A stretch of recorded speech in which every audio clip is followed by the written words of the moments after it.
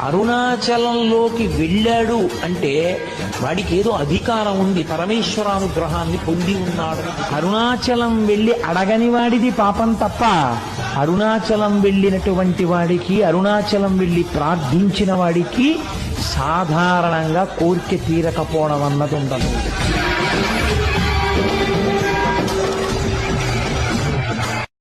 ఆయనని ముట్టుకోవడం అంత గొప్పది.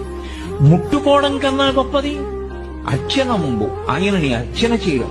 శివార్చన అంత తేలికగా దొరికేది కాదు. జన్మ జన్మాంతర అదృష్టం ఉంటే శివార్చన దొరుకుతుంది.